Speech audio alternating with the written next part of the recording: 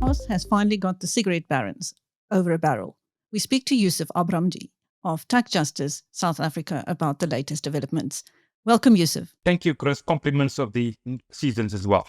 Please tell us about the latest failed legal challenge to SARS. Well, we know that SARS took a decision about 2 or 3 years ago to install closed-circuit television cameras in all cigarette factories and warehouses in South Africa. In fact, that was a SADC decision, and all SADC countries agreed that the installation of cameras will help to control the manufacturing, the stock that is coming out of the factories, but more importantly, to make sure that the illicit trade does not grow and does not develop. Now, it's no secret, Chris. The illicit trade in tobacco specifically is a multi-billion rand business. These criminals are getting richer by the day, and we've repeatedly spoken about that. We estimate that between 27 and 30 billion rand a year gets lost. And at the time when SARS took this decision, we at Tax Justice welcomed it, and we are delighted that multinational British American Tobacco, together with the controversial Gold Leaf Tobacco, who has been at the forefront of the illicit trade market as well, have decided some time ago to install closed-circuit television cameras in the factories. However, FITA, that represents some 80% of the so-called cheapy manufacturing brands, including Carnilinx, Mazzotti's company, they decided they're taking it on review. That review application is still pending. But in the meantime, they went to the Gauteng North High Court in an urgent application in an attempt to force the court to make sure that they don't have to be compelled to install these cameras. And last week, the Gauteng North High Court issued a ruling that rejected the application, saying there was no urgency, and now we're back at square one. And that is why we welcome the court's decision. We have absolutely no idea, and FITA must come clean. What do they have to hide? Why are they scared to install cameras in their factories? If you go to your supermarket down the road, Chris, or you go to an intersection, 9 out of 10 times you'll find a CCTV camera that's recording, and it helps in the fight against crime. How many of these criminals get arrested these days because of the closed-circuit television cameras? Now, FITA is using the argument of privacy laws and using legal jargon, and there's absolutely no time to waste on that rubbish. I'm saying that if countries like the SADC countries, even India, which is the world's largest democracy, Mauritius, can have these cameras in their factories, why is South Africa the exception? And for them to use the argument that only undemocratic countries like China have these cameras is absolutely hogwash, and we reject it outright. Now, at the moment, what percentage of cigarettes sold in South Africa is illegal, or illicit rather? We estimate as much as 70 to 80%. We know what happened during the lockdown ban during COVID when cigarettes were banned. We saw the smuggling of cigarettes, specifically the RG brand manufactured by Gold Leaf in Zimbabwe, on the increase. That is still continuing. You go to your corner shop or a supermarket or a spaza shop. In fact, I challenge staff just to go within 500 meters of their offices in either or in any of the major cities or towns, or go to outside a police station, and you will find a packet of 20 cigarettes being sold from anything from 5 rand to 8 rand to 15 rand and even 20 rand. Clearly, the minimum collectible tax on a packet of 20 cigarettes, Chris, is 23 rand some odd, which means that these criminals are pocketing millions and millions of rands. Now, it's good for the police and the SARS and the other law enforcement agencies to clamp down on the retailers. We've seen raids in the Johannesburg CBD. We've seen a lot of confiscations at the borders. We've seen the runners being arrested. But why are the kingpins not behind bars? Why are the factories where these cigarettes are coming out from not being closed? Why are the licenses not being revoked? And that is our issue. And we're saying to SARS, if these people do not comply, we appeal to you to immediately withdraw the licenses, to make sure that you confiscate the stock, because really we need law and order. And for these people to hide behind issues of legal jargon and constitutional issues, etc., would hold absolutely no water. And we welcome the court's decision, and we want these cameras now to be installed. Who do you think will be hardest hit if these cameras are installed? All the culprits. And we know who the culprits are, Chris. It's no secret that FITA represents a number of the so-called cheapy brands. Carnilinx is one of the companies, and they were also part of the court challenge.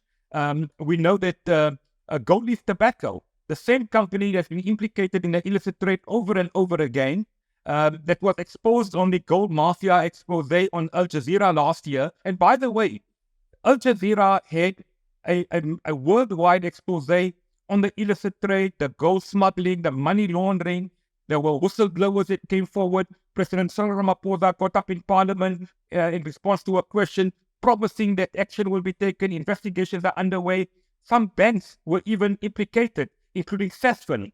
All they did was to suspend those officials. We're asking months later, why are those people implicated not being arrested? What's happened to the kingpins involved in the illicit trade, whether it's gold or tobacco? Now, having said that, we know that the illicit trade is not only around tobacco. We've repeatedly highlighted the fact it's rampant within the alcohol industry, the pharmaceutical industry, the clothing industry. I can go on and on. And if you go, to any of the major CBDs or towns, and you go to some of the stores, you'll see how openly and brazenly the trade in the illicit trade is happening. And there seems to be very little regard for the law. And that is why government must come down very hard. We're now in election year, and we're seeing a lot of politicking happening, a lot of promises. I think the time for promises is over. We now need to see action, and we're demanding that we want to see a real action, and it has happened immediately. Can you recap for us the current modus operandi of the cigarette smuggling syndicates internally and cross-border? Well, we know that the RG brand specifically, manufactured in Zimbabwe, has been smuggled for the past few years. We have truckloads coming forward. They come across the border. They carry them in boxes, in bags. We've seen viral videos of that. Sometimes they declare them with different goods, and they come to the border post. Sometimes even allegations that they're bribing customs officials and policemen. We know some time ago we exposed the fact that some of these trucks were even escorted by marked police vehicles from the border right into Gauteng. There were some names mentioned. We gave the information to the police, and up to now, no arrests have been made. So those allegations are very, very clear. They're on record. We know that allegations that approximately 100,000 rand, if not more, is paid to escort a load from the Zimbabwe border post right into Gauteng, because that load is worth about 15-20 million rand.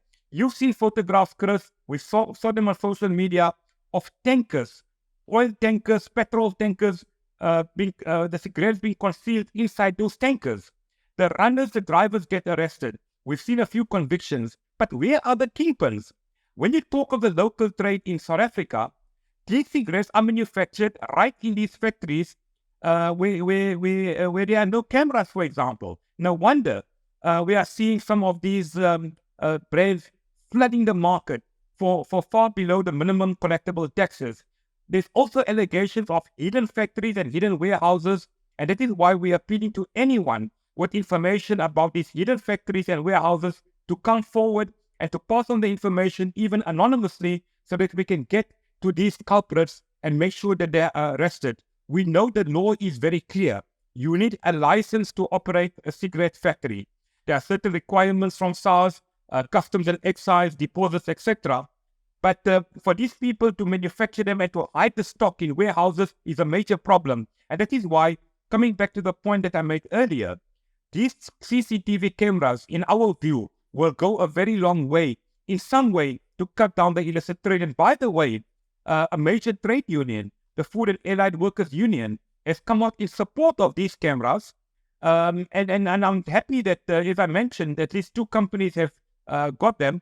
The other companies that are hiding behind the law and are challenging the process really need to look a close look at themselves. And I hope that SARS will come down very hard and implement this particular regulation and rule without any delay. Now, apart from smuggling, in which other ways are the cigarette manufacturers evading tax? There's underreporting, isn't there? Underreporting is the problem. There's so-called export fraud when they claim they're exporting the goods out of South Africa. It never happens. There's invoices, there's fake custom stamps and SARS stamps that go on. We know they don't pay their full taxes. We know that at one stage, SARS got a curator to take over one major cigarette company because they had to freeze their assets because they were outstanding debts running into allegedly billions of rands. And it is a real problem. These criminals use every trick in the book. We know, for example, if, for example, you've got a shop and you want to buy a certain brand of cigarettes, they'll give you an invoice, but they'll put a selling price at 23 rands from odd, for example, and yet they will take the money in cash. And they only take the lesser amount, which is 8 rand or 10 rand. They are stealing from the system. They are manipulating the system. And that is why we want SARS to come down very hard. SARS continues to have some inspectors at some of these factories. We say they should be there all the time. We know it's very expensive to have officials there all the time. But these cameras that have been monitored in real time and even off the premises will really go a long way to make sure that these culprits are caught out and that they be held liable for the illegal activities. Now, we know FITA again argued that the footage very often will end up in the hands of the opposition to their advantage. There's absolutely no evidence of that. And I think SARS, with a good track record, can be trusted to make sure that this footage of the camera footage is used responsibly, to make sure that these people are held to account. And I think the time has now come, Chris, after all the years of talking and talking. This year, 2024, we hope will be a year of action.